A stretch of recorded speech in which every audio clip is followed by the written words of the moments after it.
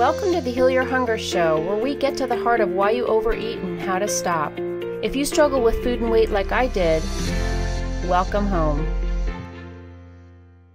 Welcome everybody to the Heal Your Hunger Show. This is the 100th episode, and I am so excited to see everybody here. Thank you so much for being here. This is history in the making. It's a really big deal. So show 100 is quite a feat, and it's really exciting that people have been watching the show for so long and listening. Oh, it's been the past year, and I just want to thank you for being here, all who are here live and all who are checking it out later, and those in Facebook. Glad that you guys are here. So we've got a lot to cover here today, and I'm just really excited. I have some amazing guests here. We're going to have some amazing prizes. Stay till the end. This is a 1-hour show, and we are going to cover a lot of ground in a lot of different areas, all, I believe, very germane to the emotional eater's experience. So if this is your first time on the Heal Your Hunger Show or listening to the Heal Your Hunger Show, I want to tell you that you're in the right place. If you struggle with food and weight, if you have any kinds of struggles with food and weight, you're so home. And that was my experience as well. So we're going to cover lots of topics that will be helpful for you, not only on this show, but every episode that we have of the Heal Your Hunger Show. So I have some great guests who are going to be actually offering some amazing prizes. I have some amazing prizes, and the key to winning a prize on this show today, because we have a live, I'm going to call it a live studio audience. Yes, we have a live studio audience, just an upgraded, just internet version of it, right? But the key to winning prizes is to be talking to us in the chat. So participation in the chat, some of you have already started, but I want you to say hi and where you're from right now in the chat, just so we can get the ball started. You can kind of get, ease into this participation mode, and it's not time to sit back and relax and multitask. This is time to participate, be all in, be with us here right now. I mean, how often are we all here and present? And that's what I want to ask you to do right now. So thank you so much. And again, for those listening later, we appreciate you being here as well, and you're going to get a lot out of the show. So what I want to do first is just tell you that the reason why I'm here is because I am an emotional eater. I have been an emotional eater, and I want to just share a little bit about my story. First, I'm going to just notice we have Ken from Dallas. Hey, Ken, and Allison, and Deanne from Australia, and Darla from Des Moines. So glad that you're here. And as you come on, please let us know where you're from. June from Chicagoland. Glad to have you. Really good to have you. So my story is that I was from the get-go an emotional eater. I mean, I remember being obsessed with food from way back when, and it was a total obsession for me. And, I really didn't think of it as a problem. I just thought I liked food. And so that's how it rolled for me. Every time my family was going out to dinner, I'd have heart palpitations. I was so excited, and I'd plan out what I was going to eat. And, anytime my family had guests over, I knew we were going to have extra like some fun for dessert, and all those things were just big highlights for me. And so that's how it was. And it wasn't a problem until I started gaining weight. And that's when things got dicey for me, because I hated being fat. It was so uncomfortable for me. I had a roll in my tummy that I'd scrunch up and I'd want to cut off, like you cut off this fat off of a slice of a steak, and or I wanted to get a disease where I'd automatically lose weight, or join the army. I mean, I can't even imagine myself in the army, but I imagine joining the army where I'd have to go to boot camp, and they'd force me to exercise. So these crazy, outlandish things that I would fantasize about simply because I was so out of control of food. So that's how it went for me.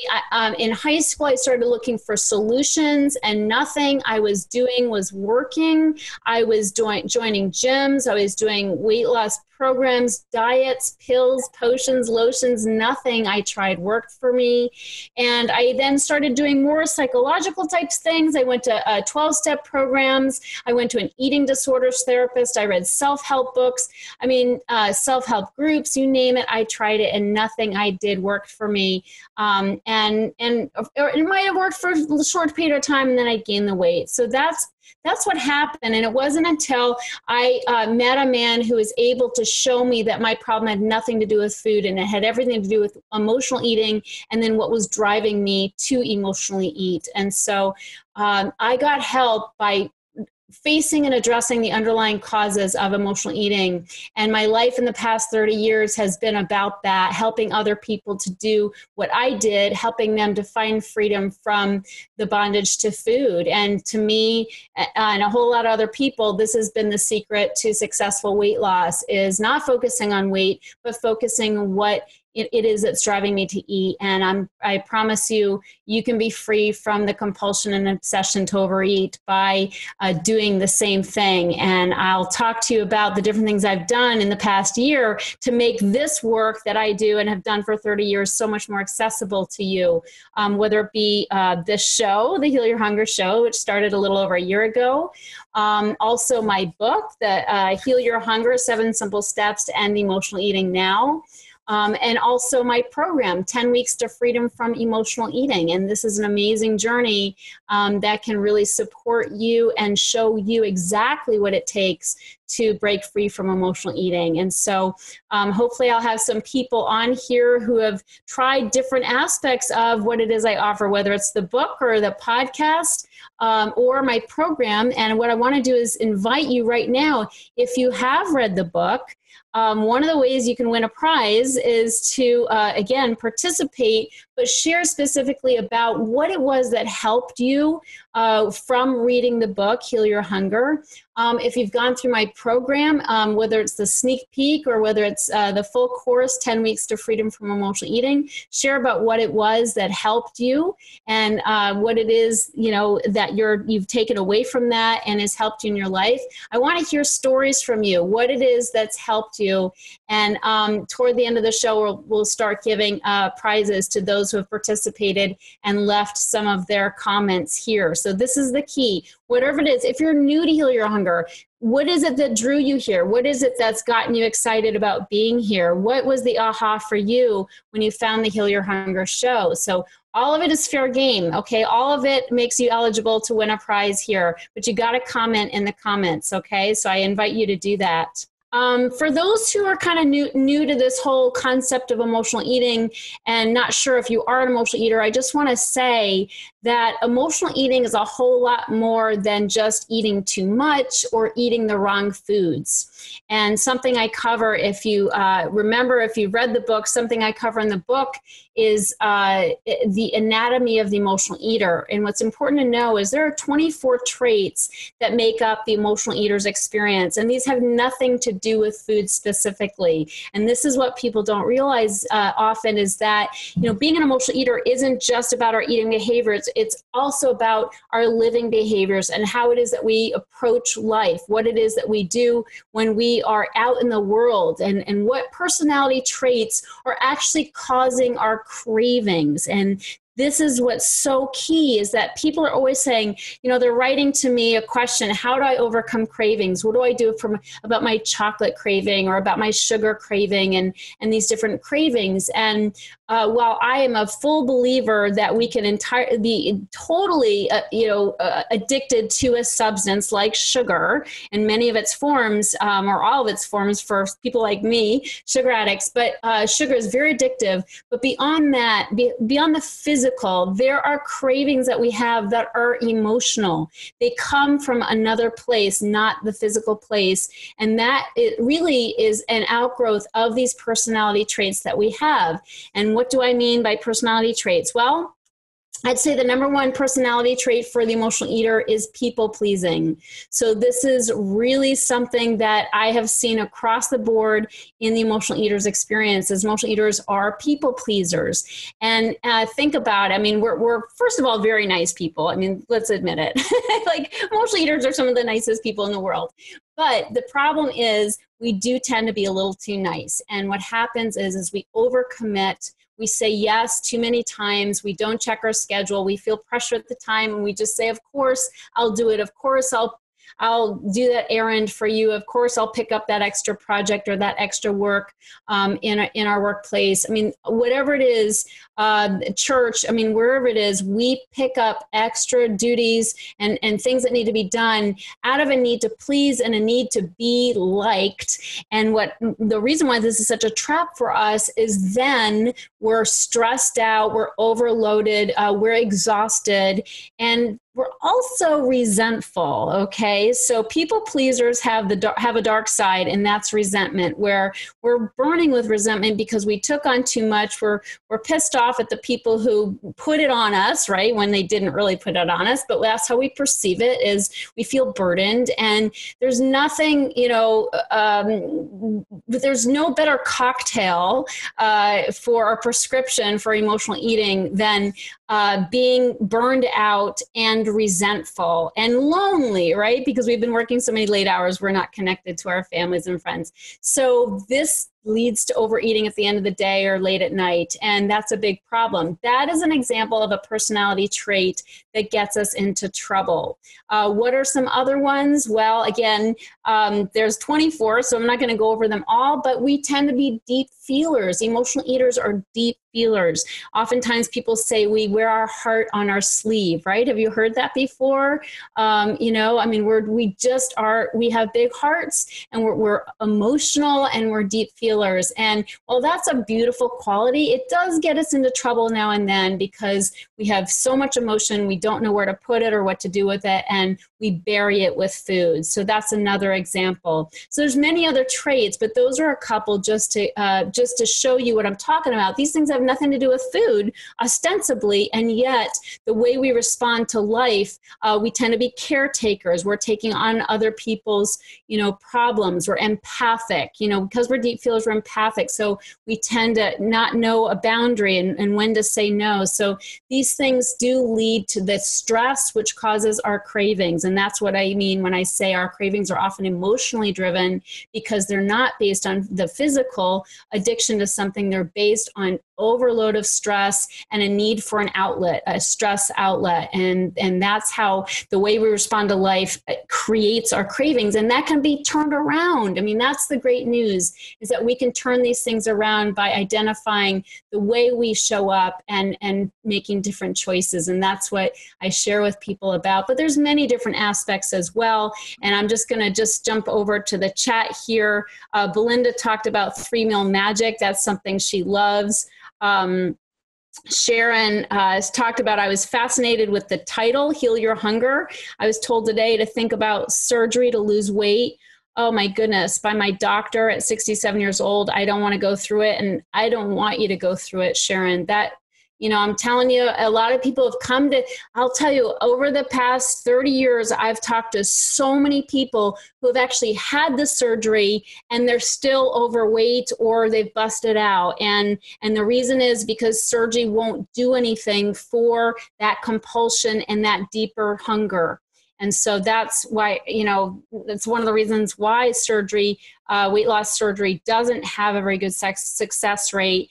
And I mean, I'm not going to knock it here because that's a decision for you and your doctor. But I do want to say that, hopefully you'll stick around so you can see that there are other ways that you can address this problem and in a fundamental and systematic way where you don't have to be a slave to food anymore. So I'm so glad that you're here. Somebody else says, I don't see a name. I've attended your other web events, have been touched and encouraged by your honesty and the commitment to helping us make needed spiritual, emotional, and physical change and growth. Thank you so much. Whoever that was, thank you so much. Everybody, if you've just jumped on here, I hope you'll join us by commenting in the comments here, because we have a lot of prizes to give away, and I want to make sure that you're participating so we know who you are and we can give you a prize. So but for right now, I want to call on one of my guests here, because I have some awesome guests that are so great. And oh, that was June. Thanks, June, for saying your name. Some great people here. And these are friends of mine and colleagues, and they're people I admire so immensely, because they are making big differences in the world, and you're going to hear about that today. So my first guest is an amazing woman, and she is a Chef Allison Schaaf. She's a food, nutrition, and culinary expert and founder of Prep Dish, which is a subscription-based, gluten-free, and paleo meal planning service. I think there's all different aspects of that, actually, that you're going to talk about. And I'm not going to go through your long bio, because that can get kind of want. So I'm going to just call on you, Allison, and just have you say hello. First of all, glad to have you. Hi. Yeah. Thanks for having me, and congratulations on 100 episodes. That's awesome. Thank you so much. It's exciting. Yeah. So tell me about how you got into Prep Dish. Yeah. So my background is in culinary. So I went to culinary school and also went to grad school for nutrition, became a registered dietitian, and started working as a personal chef. I've just always had kind of a passion for food and cooking and, helping people eat healthier. And in that process of working one-on-one with, people, helping them with their meals, I realized that I had, come up with this system of preparing meals ahead of time so that their meals were ready for the week. I know. Kitty cat. How nice. Every time, as soon as I start talking. Anyway, so, basically the system I was using with my personal chef clients was visiting them once a week and getting their meals prepped for the week. And this was, as you can imagine, a huge time savings for them. But in the process, I wasn't having time to make my own meals. And so what I ended up doing was the same process that I was doing for my clients of, before on Sunday of each week, I would spend 2 hours in the kitchen getting everything set. And then that way throughout the week, I didn't have to think about it. Dinner was basically already prepped and ready to go. So I took this system, moved it online, and have these downloadable meal plans that now anyone can download and use. And the great thing for, people that, anyone, if you don't want to have to think about meals, if you struggle with emotional eating, having a plan and having it all be set and ready to go, and just something that you don't have to think about is, such a saver. And so, the plan is set out pretty, black and white, with the right foods that you need to be eating, proteins and vegetables and all, healthy, real food, and tasty. So that's amazing. Oh my gosh, that makes so much sense, because so much of the time I hear from people, I just don't want to do all this cooking, or I don't know what to cook. I'm just sitting there, I'm staring in the fridge, and we always resort to eating the same old, or worse, junk that the kids want. Yeah. I always say the worst time to make a decision about dinner is right before dinner. So, yes. That 6 o'clock, by 6 o'clock or whatever time it is, you don't have time to make a good decision. You've been making decisions all day. So the more you can move those decisions up and make them ahead of time, or, better yet, have someone else make them for you, it just makes it easier when it comes time for dinner. I love that. And they're so, they're so easy, and so your whole plan is so affordable. It's amazing. For those of you who are listening, I want you to put a note here in this on the side. And what I'd like to know is, what are some of your stumbling blocks to cooking? And so we'd like to hear from you on what it is that's your biggest ugh, and what it is that's, for some people it's buying the ingredients, for other people it's knowing what to make. What else do you hear, Allison? Yeah, I mean, some people, if you have a family, it's, everyone wants something different. So how do you find something that everyone can enjoy? How do you find the time? Just all of that. Right. Yeah. So, are your meals, are they paleo only, or tell us about what the options are? Yeah, so each week there's two separate plans. One is gluten-free and one is paleo. So the paleo doesn't include grains or beans, whereas the gluten-free one does. So that's okay. And what's most popular right now? Is the paleo most popular? They're both popular, and I find sometimes people will end up kind of going back and forth depending on, sometimes the people on paleo may have health conditions that require they be grain-free, but other times they kind of just like to maybe go back and forth and decide week to week, or maybe just try it out and see how they feel and, what works best for them and their family. Okay. So people can do that. That's really cool. Yeah. They have access to both plans each week. So. Oh, that's great. Yeah. That's good for split personalities. I like that. Okay, cool. So you have a gift here that we're going to give out in a little bit. And so, but tell us what that is. Yeah, so it's a 1-year subscription. So, it's a new meal plan each week, and it's a whole year of meal plans, and you'll have the login access and be able to access all of our archives. So yeah, there's a full year of meal planning. That's amazing. You guys, you're going to get a full, we need to get your participation, keep participating. And we're going to give away a full year. That is incredible. Thank you for that. Mm-hmm. And I'm looking in the chat. Someone said their biggest challenge is not seeing food as nutrition, resenting the amount of time they have to spend. And it is easy I see that a lot, resenting that it takes so long. When you're cooking meals at home from scratch or healthy meals, it does take some time, but at least with the meal prep and when you're batching it, it's only kind of one block of time that you're spending each week. And the thing that I say to kind of get through that is it is a mindset shift. And, at mealtime, if you can really kind of enjoy the meal and enjoy the fact that, the work that went into it as much as you can. And then when it comes time to do the preparation, really think back on that. So it's almost like the first time you have to get through it. Then after that, it's really just appreciating it as you go each meal. So. Well, it's so true. And it is true that it's a mindset shift. And I always, say to people, I mean, to get real, think about the time it takes to be trapped in that binge cycle, okay? Which I've been there too many times to count, where when you're in that binge cycle, first of all, you're eating crap and it goes on forever. So it takes a lot less time to prepare a meal than it does to be in the midst of a binge. Plus, binges never happen without usually television. And now they make the TV so good that you're binge watching television shows. So you're sucked into these shows that go on and on and on into half the night. So you're stuffed and you're binge watching TV and you've killed 5 hours, okay? And it would never take 5 hours to probably prep the meals you're talking about, right? No. Okay, so just a little perspective on the situation. No, that's a good perspective. Yeah, it takes a lot more time to be sick than it does to be well. That's the truth. If we add up all the time, the visits to doctors and feeling sick and canceling appointments and, disappointing people. I mean, if we literally talked about the cost of being an emotional eater when we're in the food, it's a whole lot more time and money than cooking healthy meals.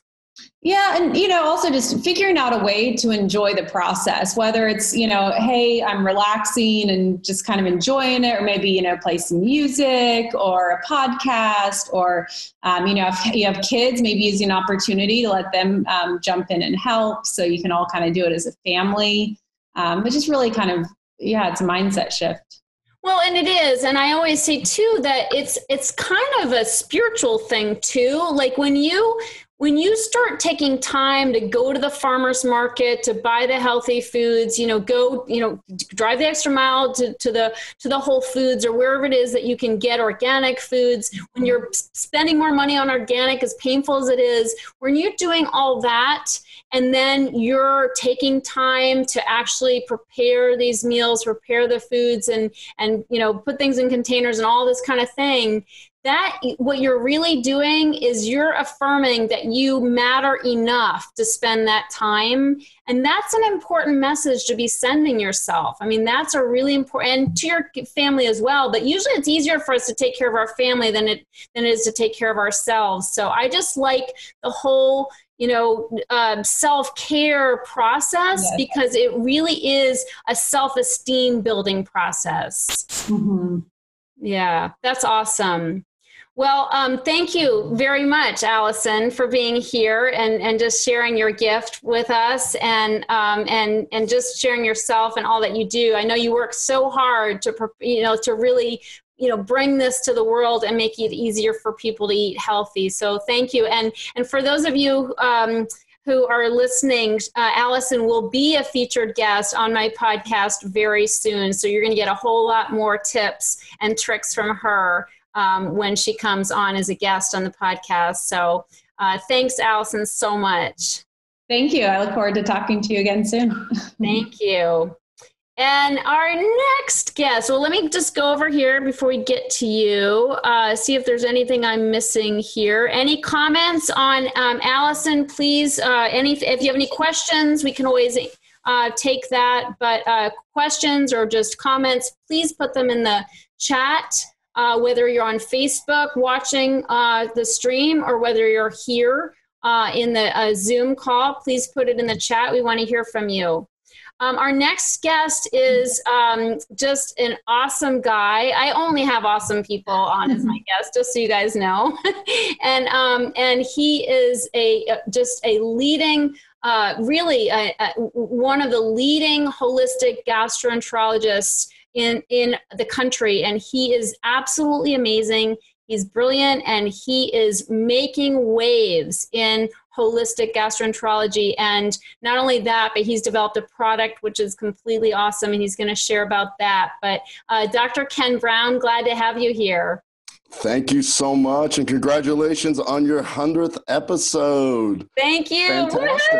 Woo-hoo! Woo! So very excited. And thank you for being here. You were a guest on this show in the past, and you killed it. I mean, people loved that show because the fact is that emotional eaters often have gut issues. And I haven't been, actively emotionally eating, for a long time, and yet I have gut issues. And sometimes I wonder if I created them way back when, or if people with sensitive systems tend to be more, geared towards emotional eating. I mean, I don't know how all that works, but, there's some kind of correlation, I think. And definitely, the bottom line is when we're putting crap in our bodies, we're going to cause problems in our bodies. So, first of all, Allison, if you're going to be on her podcast soon, and it was such an honor to be on your podcast. Thank you. And because of that, you enlightened me. I got your book. And I'm telling patients to look at it, and I'm having patients evaluate that. The fascinating thing, so my research is in irritable bowel, the microbiome, inflammatory bowel disease, and the big Venn diagram of how diet and our genes play into all that. You really got me thinking, where you opened up a door for me where you're like, look, these emotional eaters have this desire, and where your book describes all these different steps. And then I started thinking, okay, well, how do I apply this to my science? And the reality is that our microbiome, the genome within our genome, when we feed the 100 trillion bacteria that we have, if you feed bacteria, let's say sugar, processed food, different things like that, those bacteria are going to proliferate and send signals to your brain. And you and I discussed this a little bit, where I had this aha moment where I went, oh my gosh, the emotional eater could be tied to their own microbiome. So when Allison's just talking about eating a paleo gluten-free diet, what she's doing is she's developing a diet plan which is beneficial for the microbiome in your body. So for the emotional eater, some of this is out of your control. You've got these bacteria which are sending signals to your brain to tell you to desire certain things, and it's this negative feedback loop. Wow. And I love that there's people like you out there writing about it. I love that Allison's out there developing food plans for people to get over that. But I think the future of this is, we had the one question from, I believe it was Sharon, talking about surgery. And I have to agree, Sharon, unfortunately, with Tricia, that as a gastroenterologist, I deal with the question of should I get surgery all the time. And I talk everybody out of it. I really do. I see the negative aspect of surgery. And when you sit there and realize, okay, there's a emotional component to it, and then there is this environmental component, which is your diet. When we see somebody that's pregnant, we say, oh, she's eating for 2. We should be eating for 100 trillion. And that's what wonderful people like Allison are doing. They're producing foods for the 100 trillion critters that are going to help you become a healthier person. And we talked about that on the podcast. It was super. I love going on your show and you teaching me as much as I, hopefully taught you a little bit. So totally. Oh my God. I learned so much from you. That is really fascinating though.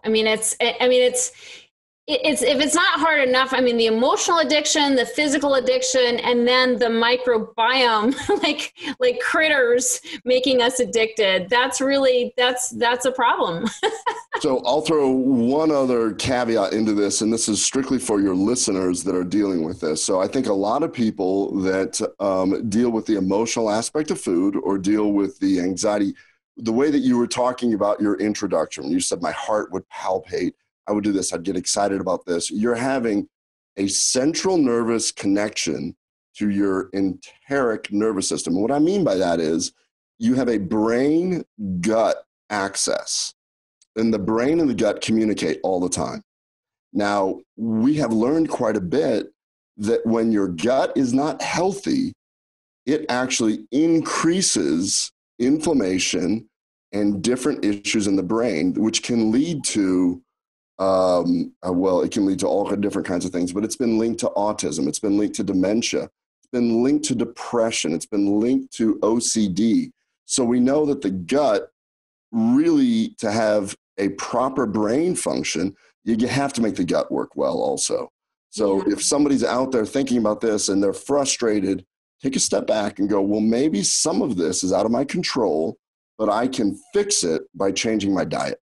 Totally. And changing the diet, one's diet is a trick for an emotional eater because of our emotional, this compulsion. So it's, that's what we're here today to talk about, is ways that you can really start addressing, the real changes that need to be made. And they're on every front.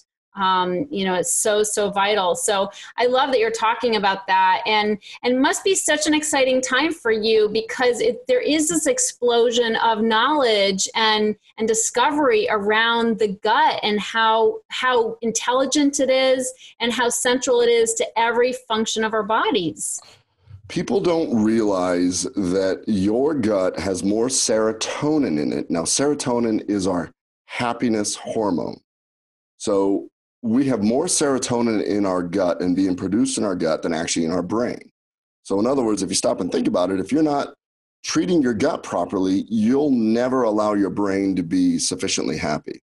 On the flip side of that, in our society, talking about food, and we can talk about social media, we can talk about gambling, we can talk about any habit that releases dopamine. Dopamine is the pleasure hormone. Unfortunately, the pleasure hormone will offset your serotonin, which is your happiness. So you get pleasure at the expense of serotonin.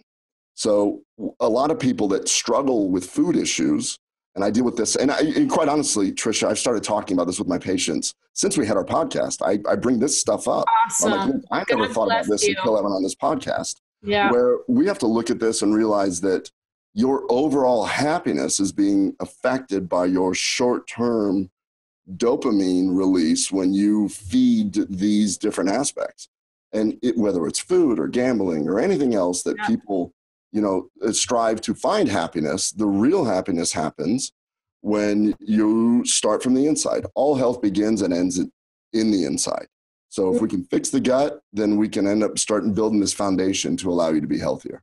No question. If anybody has questions for Dr. Ken, please post them here. If you've got a gut issue or question, now's your chance to get direct help from the guy. Everybody's listening to this guy. I promise you, he's traveling all around the country and probably other countries to talk, because everybody wants to know what he thinks, because his research is so cutting edge and revolutionary. So if you've got a question for Dr. Ken, please leave it here. If my knowledge is not worth typing in a question, I'm going to throw in a little bonus here. Yes. We've got a bottle of something called Atrantil, which is my baby. This is actually something that we developed to heal the gut. And then we're going to throw an additional pop socket for your phone for anybody that types in a question. This is a $50 value. So if you have any health-related questions at all, I'd be happy to sit there and answer it. Sharon, if you want to ask more specific questions about your surgery, I'd be happy to do that. But more importantly, anybody that asks a question gets $50 worth of gut health. Actually, $40 worth of gut health and $10 worth of phone fun. Well, that's so sweet of you. And that product is amazing. This is a product for bloating issues, for GI issues. That's 100% natural and so effective. I've used it and I swear by it. So we developed this for something called bacterial overgrowth. People don't realize a lot of people that have unhealthy eating habits have bacteria growing where they shouldn't be, which is called bacterial overgrowth. And that's what we developed this for. So my job is to make everybody's gut healthy so that their brain can be healthy. That's my ultimate goal in life, is the brain gut access. And I feel like the emotional eating tie. Are over-the-counter gummy probiotics useful? Great question. So unfortunately, probiotics, we know that they do an amazing job in the lab. When we try and give them to humans, we cannot really replicate on a large scale. So what I tell all my patients is, if a probiotic works for you, that's fantastic. But the data shows that don't hang your hat on that one hook right there, because we're not really moving the needle a whole lot with that. Now, I love that you asked about gummies. And the reason why is a lot of gummies use something called sugar alcohols to make them taste good. I hate sugar alcohols. I hate them. So sugar alcohols are basically something that tastes sweet in our mouth, and they are unabsorbable. And what that means is they are like a buffet to bacteria. So short answer is, I'm not a big fan of sugar gummies, probiotics, or even sugar or even gummy fiber tablets. I'm not a big fan of those. I like, either just use real psyllium or get your probiotics from food. Allison can help you with that. I love kimchi. I love sauerkraut. I love stuff like that. And the reason is because the bacteria is in the polyphenols of those vegetables. After dealing with addiction and being told. Here, I'll read this so people listening can get it. So we've got, Deanne says, after dealing with addiction and being told that it is forever, it gives me hope when I hear about the gut-brain access. What are your thoughts of colonics, kombucha, kefir, etc. for IBS? Okay, so colonics make people feel better in the very short period. Problem is, it does kind of alter your microbiome, so it can disrupt that a little bit. And they have had some complications with it. I give what we would call the most intense colonic of all time when we do a colonoscopy prep. A colonic is a tube that goes in your rectum, and they spray water, whatever things that they want to use. We do know that really only goes up about to the left side of the colon, because there's a very tight turn right there called the splenic flexure. So when I do a colonoscopy, I completely purge the whole colon, and then we ask people to go out and start, eating and everything. Basically, what I'm saying is colonics have not really been shown to be very beneficial. If it makes you feel better, that's okay, but you could probably accomplish the same thing with a simple distal enema, like a Fleet's enema or something. So not a big fan of colonics myself. And what was the second part of that question? Kombucha. So kombucha and kefir and those things are probiotic foods. I do like them. I think that if people suffer from something called bacterial overgrowth, it may make you worse. That's SIBO, that in mind. Right? That's SIBO, correct.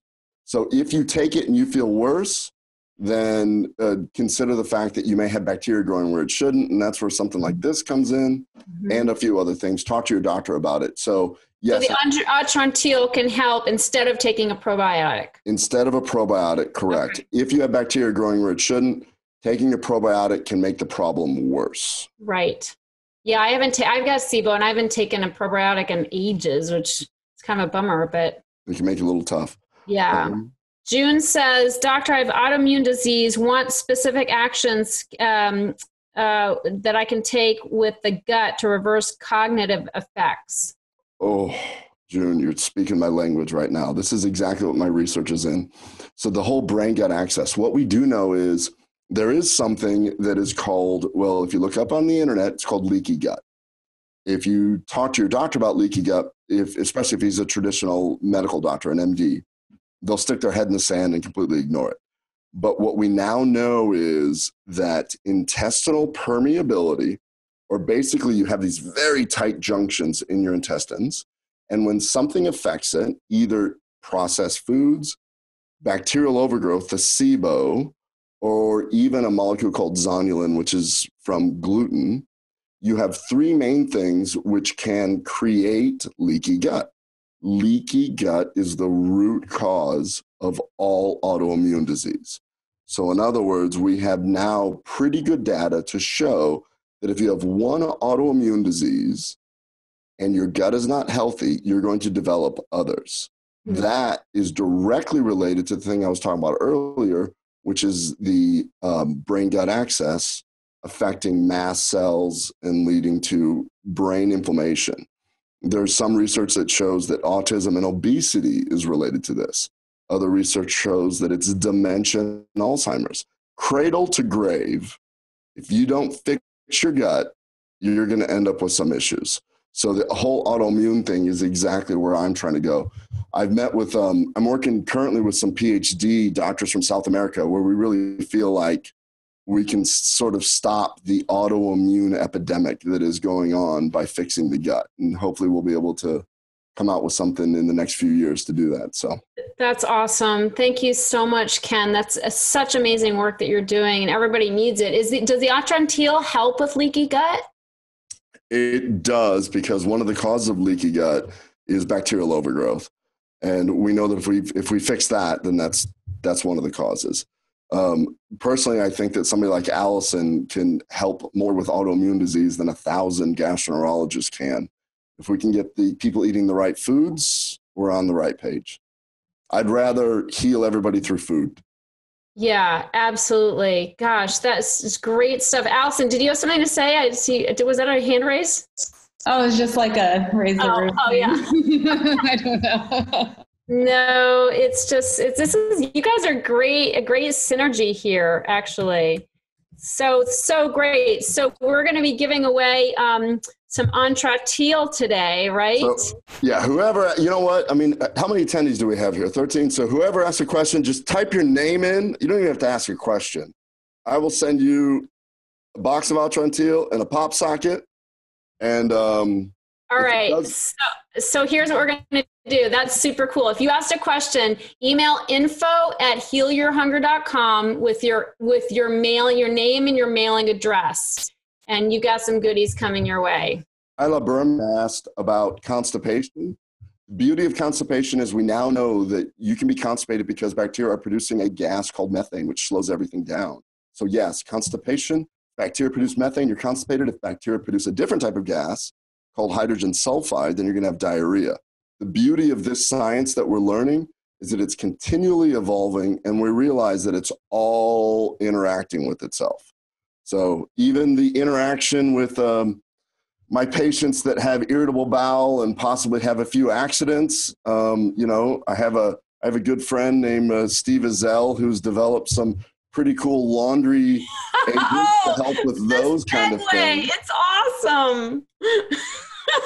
Just in case somebody soils themselves, we have a way to fix it. Oh my God. All right, you guys. Thank you, Ken. For anybody who asked a question, it's you go ahead. info@healyourhunger.com.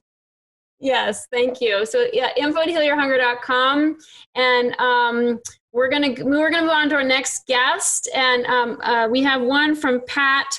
I feel like I'm starving all the time. I feel like it's bacteria. Is that, okay, real quick, can that cause bacteria? Or is that caused by bacteria, the hunger? Yes and no. And so the short answer would be that, like we had mentioned kind of earlier, if you're in this cycle of feeding the bacteria, remember the bacteria, I hate to break it to you, I don't want you to feel... That's all right, Pat, we can handle it. We're bigger. Yeah. So Pat, I don't want you to feel stupid here, but your bacteria are smarter than you are. And if you start feeding them and bacteria start growing, they can adapt much quicker. If you feed them processed foods, those bacteria are going to proliferate more than the other types of bacteria. So they will send signals to your brain, ghrelin and these different types of hormones. So there's leptin and ghrelin and insulin and growth hormone. And all these things play this beautiful interchange that can be manipulated when you have a dysbiosis, meaning that your bacteria are not where it should be. So the short answer is glucose, insulin, growth hormone, ghrelin, and leptin are all manipulated by the bacteria. You get that back in check, and then those hunger cravings will go away. Beautiful. And the last one I did catch here is Margie said she wants to know, and I want to know this too, whether, well, I don't drink coffee, but her point is, does coffee, and I would say other types of, whether it's tea or entertainment waters, like, well, any kind of, there's so many entertainment waters now. So do any of those count as water, or are they all disqualified as liquids? That when it says drink a bunch of water during the day, if somebody's drinking something that's not straight up water, does it count? Oh, can you tell me what an entertainment water is? So I'm sorry. It's like, oh gosh, it's like all those all those juice things on the shelf that might have erythritol in them. Like they might be diet drinks, but they're not sodas, but they're flavored and they might have stevia in them or a sugar alcohol or something. But I call them entertainment because that's really what they are. My entertainment water would be a little Tito's and club soda, but that's yeah. Sorry, water. I don't drink. That's as fun as I get to have. Erythritol laden water. Okay. So water, our body needs it for so many different things. I think the more that you detract from it. So remember, erythritol is an unabsorbable sugar alcohol. And what it'll do is it'll actually draw water into the lumen of the intestines, and it may take away from as much as you can absorb. For instance, there's something, if you want to absorb the most amount of water you can get, there's a ratio of glucose to salt called the WHO cholera hydration ratio. And there's physiologically, you can absorb more water by doing little tricks. None of those tricks exist in a bottle because it tastes horrible. So basically, all your entertainment waters, it's not horrible, but you're getting some water. Now, as a coffee addict, I can never bash coffee. It does cause diuresis, and so you have to accept the fact that it does actually work as a little bit of a diuretic. So you do get water. Bottom line is, pure water, drinking it is still always the best thing. Period. Okay. Well, thank you for that. All right. And we're going to move on. We're going to backtrack to our awesome segue about, which is, it seems like it doesn't fit, but we have the greatest guy here who's, we're all in agreement. We were all talking about you, Stephen, before you came on the show about how brilliant you are. So this guy is really making waves, and he's also helping us be healthy through healthy, clean laundry detergent and all the kinds of products that he has Go ahead. I'm going to botch the whole thing. You just take it away, Stephen. My goodness. Stephen Ezell with mygreenfills.com. Well, first of all, I am completely flattered that, one, you have me on your 100th podcast. Number two, that I am in the presence of not only you, which is amazing, but the esteemed Allison and Ken, good friends. I don't even know why I am not worthy to be on. Stop it. You guys are like healing people of crazy diseases. I am a soap peddler. Like, please. No. Let's get to the real story. To be in your presence. Anyway, so I'm just a crazy social good entrepreneur from Northern Michigan, peddling soap and trying to make my dent in this amazing planet we have been blessed to be on. So that's it. So tell us about your product, because your mission is so much bigger than soap, and we want to hear about that. And you are healing the planet by creating this amazing product. So I guess the story started off with me with my oldest son, who tomorrow is going to turn 10 years old. I'm kind of like blown away by that. But when he was a 3-week-old little shrimp, broke out in a head-to-toe rash after multiple doctor's visits and dermatologists, and we're going to put him on all these different steroids and creams and all this stuff and allergy test. A friend of the family said, "Hey, what are you using for laundry detergent?" And I said, "What do you mean? Why? Just, I don't know, whatever my grandmother used, the big, fancy bright bottles." And they said, "Why don't you try something like this, some more natural and non-toxic?" So we did, and literally within a few days, it went away and never came back. So that really and that was 10 years ago, and that put me on really a big quest on, what was not only in the products in our home, but what's in our food. And, clearly put me on this kind of crazy, especially when it comes to health and wellness, a conspiracy theory tangent of, what else is in our house that needs to get out. And a few years went by. I met this really amazing entrepreneur when I moved to Michigan, who started making soap in a kitchen sink and was selling it at a farmer's market. And me being the serial, do-good entrepreneur, I said, how do I, really get this message out? Because it was something that was near and dear to my heart. And, quite a few pivots later, we started a little over 2 years ago selling soap online. And I wanted to, sell laundry care products directly to the consumer. I was kind of done with, fighting for shelf space against these big supermarket giants, and everyone trying to eke every bit of margin out of everybody. It was just so tough. So we said, we want to ship. We want to do it online. How do we do that? And, the problem was shipping a 4-pound, 50-ounce laundry jug from Northern Michigan to California was over $12, which was the go out of business strategy. So I've already proven I know how to do that once. And I said, well, why don't we not ship water? And so that then turned into, how do we reformulate our amazing, eco products and not ship water? We give packaging once. So we're really solving a bunch of really cool problems at one time. So you only get one plastic jug. We've taken what's up until now a consumable, disposable product and made it a lifetime warranty package. And then we only ship concentrated refills in the mail.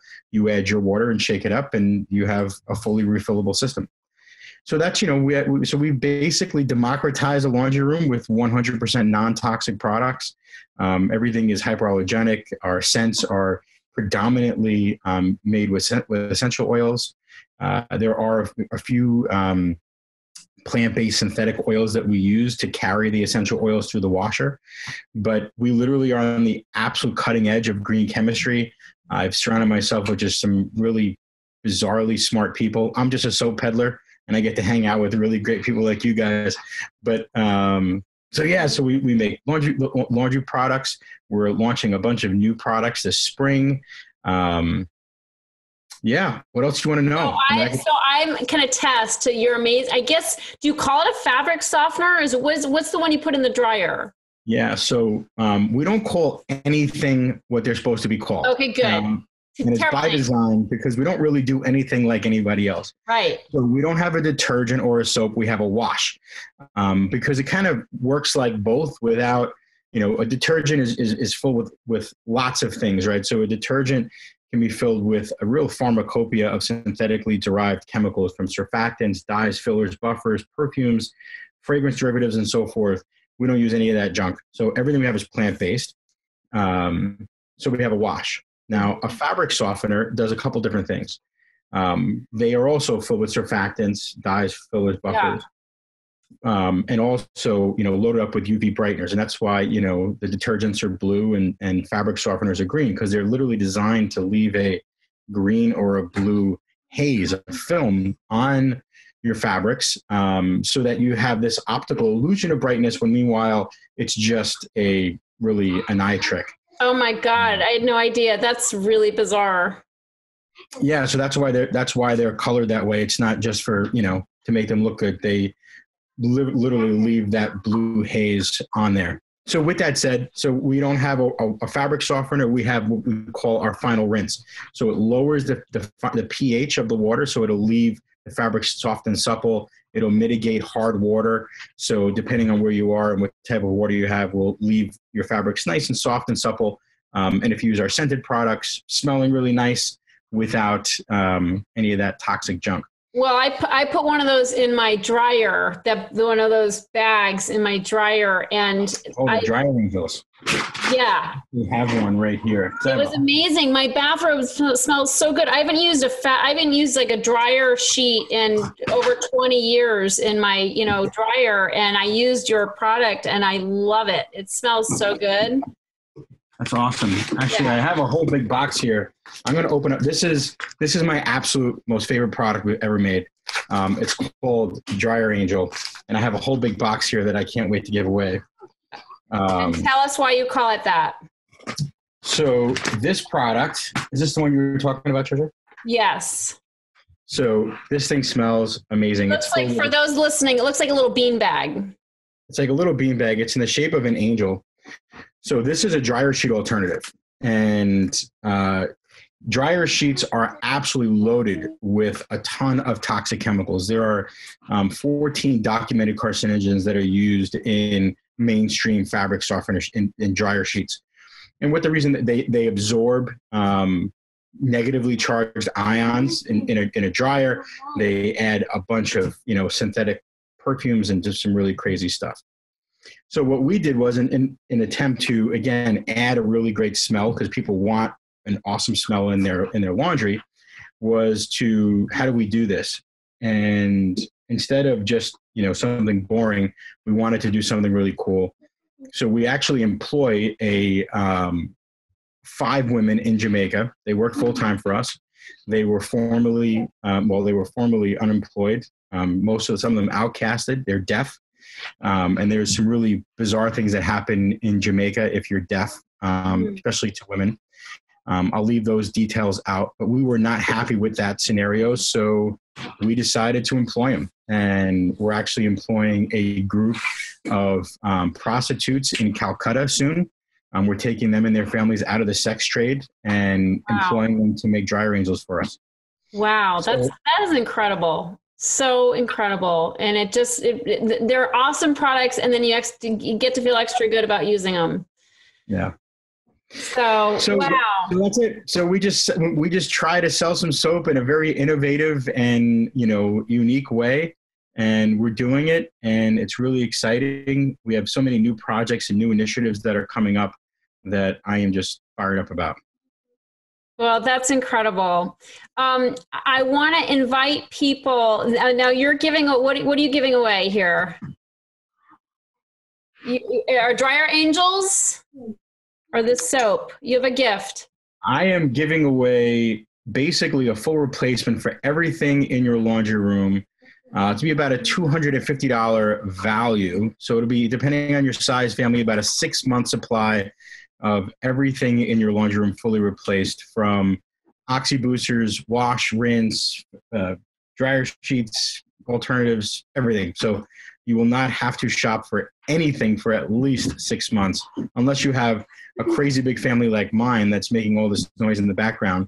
and we make a lot of laundry. All right. You guys are awesome. You are all so awesome and so generous. That's incredible. So what I want everybody who's listening to do is email us, because you're all going to get a prize here, whether it's the Atrantil or your amazing cleaning package from My Green Fills, or a complete year of Prep Dish. Or I've got some of my own prizes here. We had my good friend Autumn Smith from Paleo Valley has these 100% grass-fed beef sticks. I saw her last year at Paleo FX, by the way, Ken. They had a booth here, and they'll probably be there this year.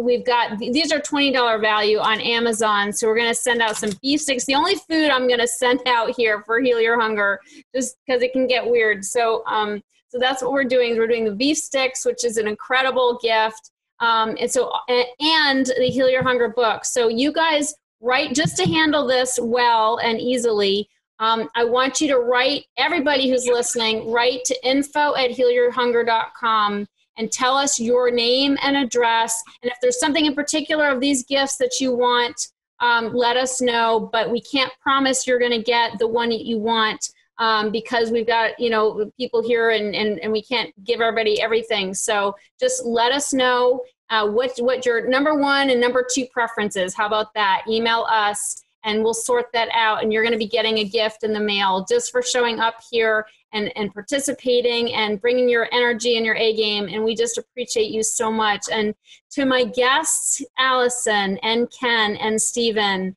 thank you from the bottom of my heart for being here. I'm completely touched. I didn't expect you all to be on the show the whole time. And I'm just really, it just warms my heart. And I appreciate you guys so much. You're really so awesome. And I'm honored to know you. So thank you everybody for being a part of this amazing experience and show 100, episode 100. And please keep listening. Please leave comments in iTunes, a review. We would so appreciate it. And join us. I mean, I've got this amazing program that can help you overcome emotional eating, and I want to be there to support you. And you can bet you'll be hearing from these people who are here today. Stephen is going to be on my podcast, and Allison, and we're going to do a Facebook Live soon with Dr. Ken, because he's obviously very popular. So. Hey, Tricia. Yeah. I'm just going to interrupt. Steve just made me feel really bad. I am now doubling my offer. Everybody gets 2 bottles and 2 pop sockets. I'm doing nothing in Calcutta and nothing in Jamaica, and I'm feeling horrible as an individual. So I'm just doubling it. Everybody gets 2 boxes, 2 pop sockets. Okay, you're amazing. You guys are so great. Well, God bless you all, and thank you, and thanks everybody for being here tonight. It was so much fun. And you're a good man, Ken. You're a good man. I know you. All right. You guys be well. Thank you. And thanks everybody for being here. Bless you. Bye. If you enjoyed this show and want to get free support, insider health info, exclusive invites to events, and more, visit healyourhunger.com.